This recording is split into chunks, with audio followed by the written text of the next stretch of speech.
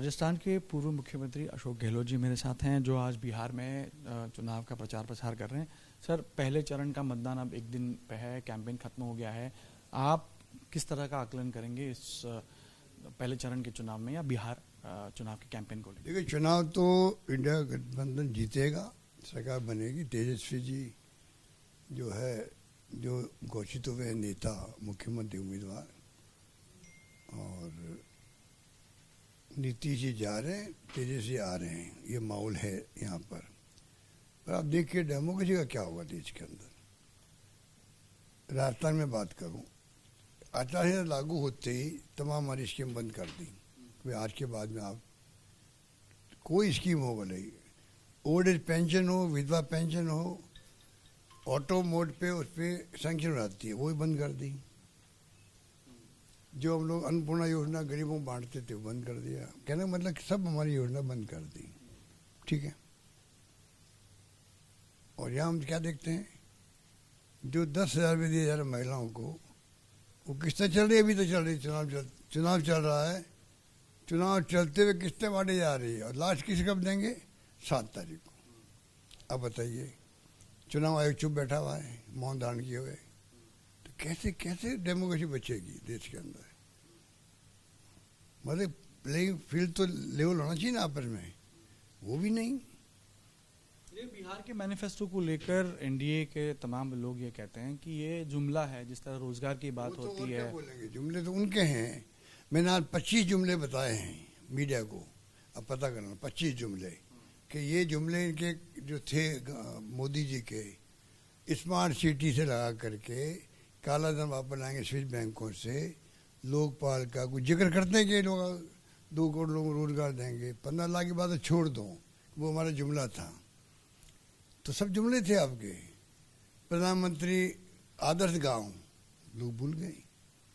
25 गिना मैंने, 25 बता दीजिए आप। जुमलाबाजी तो ये करते हैं, तो जुमलेबाज लोग हैं, ये खुद ही जुमलेबाज लोग हैं। अच्छा, ये क्या आरएसएस के लोग हैं ज़्यादा इनके साथ में? इन्हें जुमला आराम से घड़ लेते हैं लोग, हम तो सीधे साधे लोग हैं।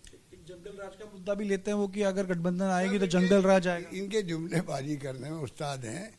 शेर व शायरी करने हो, कोई स्कीम का नाम बदलना हो, स्कीम का नाम नया लिखना हो, उस पर सब नाटक करते रहते हैं। पर आप बताइए ना, पैसा बट रहा है कैश 10,000 रुपये महिलाओं को, 1 करोड़ से ज़्यादा महिलाओं को, और चुनाव चलते बट रहा है और कोई बोलने वाला नहीं। चुनाव आयोग कुछ नहीं कह पा रहा है। अरे जुडिशरी आगे आना चाहिए इसके अंदर। तो मेरा आखिरी सवाल सर, आप बिहार में हमेशा सोशल पॉलिटिक्स या कास्ट पॉलिटिक्स चलता है, जो बातें होती हैं, इस बार भी जो खबरें आ रही हैं कि महागठबंधन की सरकार का मुख्यमंत्री पद का चेहरा तेजस्वी यादव हैं, उप मुख्यमंत्री पद के लिए मुकेश साहनी का नाम आया है, और 3 उप मुख्यमंत्री होंगे, इस तरह की बातें, और जिसमें एक दलित, मुस्लिम और स्वर्ण समाज का कोई व्यक्ति होगा जो चुन के आएगा। तो आप कास्ट पॉलिटिक्स के आधार पर ही चुनाव लड़ने जा रहे हैं? देखिए, हर वर्ग को, राहुल गांधी जी का एजेंडा है ये कि भाई गरीब आदमी कब बनेगा, सुप्रीम कोर्ट जज कब बनेगा, चीफ सेक्रेटरी कब बनेगा, ब्यूरोक्रेट कब, आईपीएस कब बनेगा, आईएएस कब बनेगा, सेक्रेटरी कब बनेंगे। जो गरीब भैया 70 साल के बाद में नहीं बन पा रहे हैं, तो मान लीजिए उनको पॉलिटिकल आप पुश करते हो तो वो बुरा नहीं है।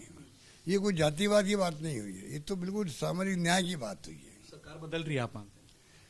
सरकार बदलेगी, बदलनी चाहिए। ये बिहार वासियों के हित में तो ही है, देश हित के अंदर है। ये पूरा देश देख रहा है कि बिहार में क्या परिणाम आएंगे। हरियाणा में क्या हुआ, लोगों ने देख लिया, भाई चलो ठीक है, हार जीत हो गई। महाराष्ट्र के अंदर तो 3 महीने पहले सफाया होगा बीजेपी और इनका एनडीए का, लोकसभा के अंदर सफाई हो गया। तो मोदी जी के नाम के तो चुनाव वो थे 4 तो पार वाले। तो क्या कारण था उसके बाद में 3 महीने बाद चुनाव होते हैं असेंबली के, और तमाम कांग्रेस, शिवसेना, एनसीपी तमाम गायब भी हो जाती है वहाँ पर? ऐसा कभी होता है क्या? तो पूरे मुल्क ने पहली बार महसूस किया है कि वोट चोरी, बेईमानी, इलेक्शन कमीशन का सपोर्ट, रात को 11 बजे तक पोलिंग हुई है वहाँ पर, क्या क्या मानी हुआ है। तो ये खुद एक्सपोर्ट हो गए पूरे देश के अंदर। धन्यवाद। तो अशोक गहलोत जी यहाँ पे कह रहे हैं कि लोकतंत्र को अगर बचाना है तो बिहार में बदलाव करना बेहद ज़रूरी है। कैमरामैन दीपेश महाजन के साथ गणेश ठाकुर, एबीपी न्यूज़, पटना।